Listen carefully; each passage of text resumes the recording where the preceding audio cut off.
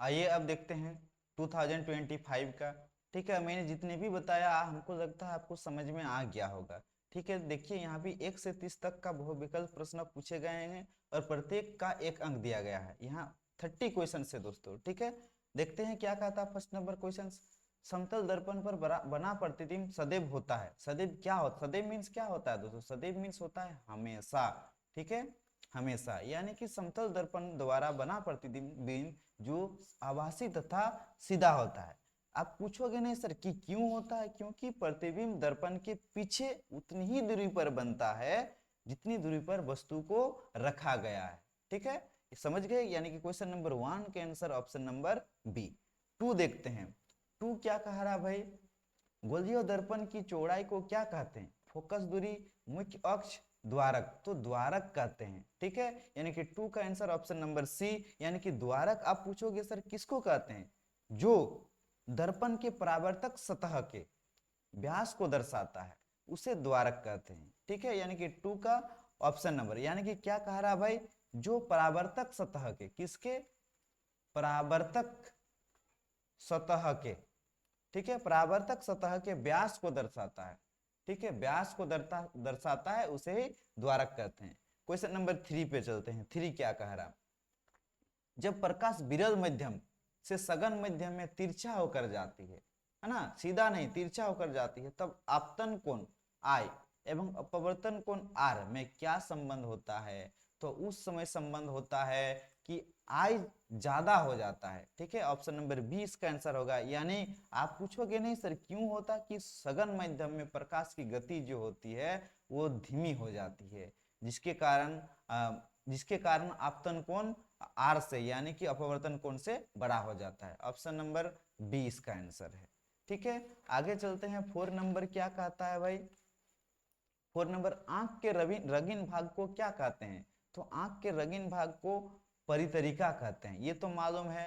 ठीक है, कोई दिक्कत नहीं है यार। क्यों कहते हैं? क्योंकि वो आंखों में प्रकाश की मात्रा को नियंत्रित करता है। आप नहीं देखते हो कि ज्यादा प्रकाश चाहिए तो आंख को फैला देते हो, कम प्रकाश चाहिए तो सिकुड़ देते हो, क्योंकि आंख में अगर ज्यादा प्रकाश आ जाए तो आपके आंख में दिक्कतें आ सकती है, जिसके कारण से आप आंख को कभी फैलाते हो कभी सिकुड़ाते हो। यानी कि क्वेश्चन नंबर 4 का आंसर ऑप्शन नंबर बी। ठीक है, 5 देखते हैं क्या कहता है। स्पष्ट स्पष्ट देखने की न्यूनतम दूरी, यानी कि जब स्पष्ट का बात करें, स्पष्ट देखने की न्यूनतम दूरी कितनी होती है? 25 सेंटीमीटर। हाँ, अगर आपको कहता कि अनंत तक आप कितनी दूरी पर देख सकते हैं, है ना, आप बहुत दूर की वस्तु को कितनी दूरी पर देख सकते हैं, तो वो अनंत होगा दोस्तों। ठीक है, आपको अगला पीछे मैं बता दिया हूं, 2023 में शायद ये क्वेश्चन पूछा गया था, यानी कि इसका आंसर आपका ऑप्शन नंबर ए होगा। 6 पे चलते हैं। 6 क्या कह रहा है? हाँ, प्रिज्म द्वारा किस रंग के प्रकाश का विचलन अधिक होता है? ठीक है, तो बैगनी रंग का विचलन अधिक कम होता है। क्यों होता है दोस्तों? क्योंकि इसके तरंगदैर्घ्य सबसे कम होता है। ठीक है, क्या होता है? इसका तरंगदैर्घ्य सबसे कम होता है, जिसके कारण प्रकाश का विचलन अधिक होता है। यानी कि 6 का ऑप्शन नंबर डी। 7 पे चलते हैं। 7 क्या कह रहा? ओम किसका मात्रक है? आपको ये पूछ रहा है कि ओम किसका मात्रक है? तो ओम है भाई प्रतिरोध का मात्रक है ना, प्रतिरोध का मात्रक है। आपको पूछ देगा ठीक है विद्युत धारा का क्या मात्रक होता है? तो विद्युत धारा का मात्रक मैंने बताया था, धारा का मात्रक क्या होता है? एम्पियर होता है। विभव का क्या होता है? आवेश का क्या होता है? सारा बताया था। ठीक है, तो ओम किसका मात्रक है? प्रतिरोध का। क्वेश्चन नंबर 8 पे चलते हैं। 8 नंबर क्या कहता है? ओम मीटर द्वारा क्या मापा जाता है? देखिए देखिए, ये 24 में भी पूछा गया था, यानी कि क्वेश्चन रिपीट है और इसी चीज को 25 में पूछ रहा है। ठीक है, आशा करता हूं कि वो 26 में ना पूछते। ओम मीटर किस क्या मापता है दोस्तों? तो ओम मीटर मापता है विद्युत धारा को मापता है। ठीक है, और विद्युत धारा को मापता है तो ठीक है, कोई दिक्कत नहीं। 8 का ऑप्शन नंबर सी सही है। 9 चलते हैं। 9 नंबर क्या कह रहा? निम्न में से किसे परिपथ में समांतर क्रम में जोड़ा जाता है? आपको किसका बात करा? समांतर क्रम में जोड़ा जाता है, तो वोल्ट मीटर को समांतर क्रम में जोड़ा जाता है ताकि वो दो बिंदुओं के बीच, है ना, ताकि वो दो बिंदुओं के बीच क्या हो सके? ठीक से मापा जा सके, इसीलिए उसे वोल्ट समांतर क्रम में जोड़ा जाता है। यानी कि 9 का ऑप्शन नंबर सी सही है। 10 चलते हैं। किसी धारावाही परिनिजाक के भीतर सभी बिंदुओं पर चुंबकीय क्षेत्र क्या होता है? तो सभी सभी धारावाही परिणय के भीतर सभी बिंदुओं समान होता है, यानी कि 10 का ऑप्शन नंबर ए सही है। 11 चलते हैं, 11 नंबर क्या कहता है भाई, है ना?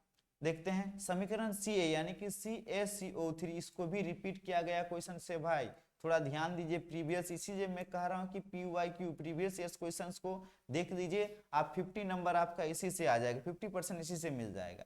यानी कि CO3 को जब हीट किया गया, उष्मा दिया गया, तो क्या बना? कैल्शियम ऑक्साइड बना और कार्बन डाइऑक्साइड बना।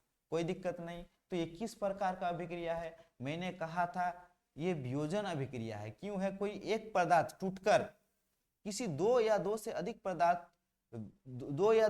पदार्थ में विभाजित हो जाते हैं, तो उसे कौन सी अभिक्रिया कहते हैं? वियोजन अभिक्रिया। अगर संयोजन कहता तो हम इधर से कहते, इसका उल्टा, इधर से आएगा तो संयोजन होगा, ठीक है, और इधर से जा रहा है तो वियोजन होगा, ठीक है। अलग हो जाने को वियोजन, मिल जाने को संयोजन, ठीक है। और जो ताकत के हिसाब से हटा दिया जाए उसे विस्थापन। जिसका ज्यादा ताकत रहेगा वो कमजोर वाले को हटा देगा तो वो विस्थापन में आ जाएगा, ठीक है, कोई दिक्कत नहीं। आगे देखते हैं 12 नंबर क्या कह रहा, क्षारीय ऑक्साइड के विलयन का पीएच मान क्या होता है? हाँ, ये बड़ी अच्छा सवाल है भाई। क्षारीय का पीएच मान कितना होता है? मैं अम्ल से बता रहा हूं, अम्ल का पीएच मान होगा, पीएच मान 7 से कम होगा, 7 से कम होना चाहिए। जो 7 से कम होगा वो अम्ल होगा। अगर 7 से ज्यादा होगा, ठीक है, अगर 7 से ज्यादा होगा, 7 से अधिक होगा तो वो क्षार होगा। अगर 7 के बराबर होगा तो, बराबर का बात कर रहा हूं, 7 बराबर 7, तो क्या होगा भाई? ये उदासीन होगा, उदासीन होगा। लेकिन यहाँ पे क्या करा, क्षारीय ऑक्साइड के विलयन का पीएच मान क्या होगा? तो मैंने क्या कहा, क्षार 7 से अधिक होना चाहिए, और यहाँ पे 7 से अधिक कौन है? तो 9 है, यानी कि ऑप्शन नंबर डी सही है। 13 नंबर पे चलते हैं। 13 नंबर क्या कह रहा, शरीर में भोजन का पचना किस प्रकार की अभिक्रिया है? तो वियोजन अभिक्रिया है। कैसे है भाई? क्योंकि जिसमें हम लोग जो भोजन खाते हैं उसमें बड़े बड़े अणुओं को खाते हैं, और उसे अंदर जाके वो छोटे टुकड़ों में बट जाना पड़ता है ना, जिसके कारण से हम इसे वियोजन कहते हैं। यानी एक पदार्थ अंदर घुसता है और वो बहुत सारे टुकड़ों में बट जाता है, इसी कारण से वियोजन कहते हैं। यानी कि 13 का आंसर ऑप्शन नंबर बी सही है। 14 चलते हैं। हाँ, ये भी देखिए रिपीट वाला प्रश्न है, यानी कि 2025 में बहुत सारा क्वेश्चंस को रिपीट किया गया है ना। इसी कारण से आपको प्रीवियस ईयर्स क्वेश्चंस पढ़ना बड़ी जरूरी है। जल के विद्युत अपघटन में कैथोड पर कौन सी गैस मुक्त होती है? तो विद्युत अपघटन पे कैथोड पर आपका हाइड्रोजन गैस मुक्त होगी। और आपको एनोड, अगर एनोड बात करें, एनोड पर कौन सी गैस मुक्त होगी? तो वो ऑक्सीजन होगी। लेकिन यहाँ पे आपको कैथोड पूछा है, इसलिए 14 का आंसर ऑप्शन नंबर बी सही है। 15 पे चलते हैं। 15 नंबर क्या कह रहा भाई, निम्न में से कौन सा पदार्थ का जलीय विजन नीले लिटमस पत्रों को लाल कर देता है? यानी कि अम्ल होता है जो नीले लिटमस पत्रों को लाल कर देता है, और क्षार होता है जो लाल लिटमस पत्रों को नीले कर देता है। लेकिन यहाँ पे अम्ल कहीं भी नहीं है, यानी कि ऑप्शन नंबर डी सही होगा भाई, ठीक है। तो 15 का ऑप्शन नंबर डी सही। 16 पे चलते हैं। क्या कह रहा है, बेकिंग सोडा का रासायनिक सूत्र। तो बेकिंग सोडा का रासायनिक सूत्र क्या होगा? NaHCO3, ऑप्शन नंबर सी सही है इसका। यह एक सफेद क्रिस्टीय पदार्थ होता है, ठीक है। 17 नंबर चलते हैं। 17 नंबर क्या है भाई, निम्न में विद्युत, ये भी देखिए रिपीट वाला प्रश्न है, यानी कि बहुत सारा रिपीट है भाई, ठीक है। निम्न में विद्युत का सर्वोत्तम चालक कौन है भाई? तो सर्वोत्तम चालक कॉपर होता है, कॉपर। हाँ, लेकिन अगर आपका ऑप्शन पे चांदी रहता, ठीक है, चांदी रहता तो वो होता। हाँ, चांदी को सब जगह यूज नहीं किया जाता है क्योंकि चांदी थोड़ा सा महंगा पड़ता है, इसके कारण से ज्यादातर काम कॉपर से चला जाता है, यानी कि 17 का ऑप्शन नंबर बी सही है। 18 पे चलते हैं। 18 नंबर क्या कह रहा, हाइड्रोजन के दो परमाणुओं के बीच बने आबंध क्या होते हैं भाई? तो एकल आबंध होते हैं, एकल बंधन होते हैं। 18 का ऑप्शन नंबर ए सही है। 19 पे चलते हैं। 19 क्या कहता है, एल्किन का सूत्र। आपको एल्किन का पूछा है, तो एल्किन का सूत्र क्या होता है भाई? CnH2n। और ये किस ऑप्शन पे है? ऑप्शन नंबर सी पे। हाँ, जानकारी के लिए बता दूं, CnH2n+2 ये किसका है? तो ये एल्केन का है। आपको ये भी पूछ सकता है, ये भी रिपीट वाला है, ये भी रिपीट है, आप देख लीजिएगा कहीं ना कहीं तो मिल ही जाएगा। और ये किसका है भाई, CnH2n-2, ये एल्काइन का है, ठीक है, एल्काइन का है। समझ में आ गया होगा। अगर इनमें से कोई भी पूछे तो आप आसानी से इसका जवाब दे पाओगे, ठीक है। 20 नंबर देखते हैं, 20 नंबर क्या कह रहा है भाई, CHO प्रक्रियात्मक समूह को क्या कहते हैं?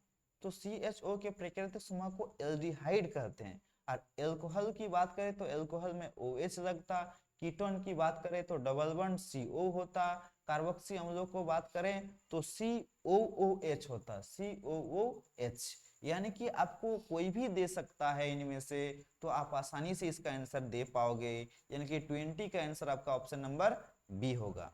21 देखते हैं, 21 क्या कह रहा, सजीव में पाए जाने वाले जैव प्रक्रम। जैव प्रक्रम क्या है, अपने जीवन को अनुरूक्षित भावों से चलाना जैव प्रक्रम कहलाता है।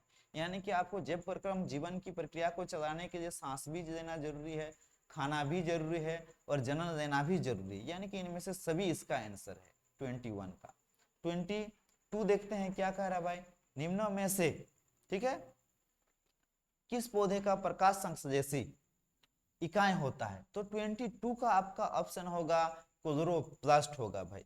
क्यों होगा?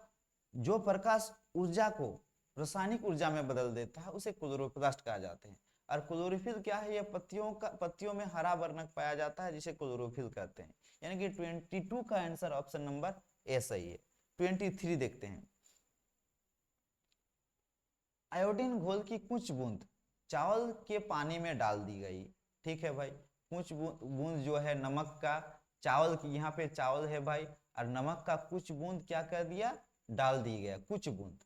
तो चावल का पानी नीले काले हो गया। तो ये जो चावल का पानी पहले सफेद था और अब क्या हो गया, नीला काला हो गया रंग का हो गया। इसमें पता चलता है कि चावल के पानी में क्या हो गया, ये तो बड़ी आसान से भाई स्टार्च होता है। स्टार्च होने के कारण वो रंग में परिवर्तित हो जाते हैं, ठीक है। तो 23 का ऑप्शन नंबर डी सही है।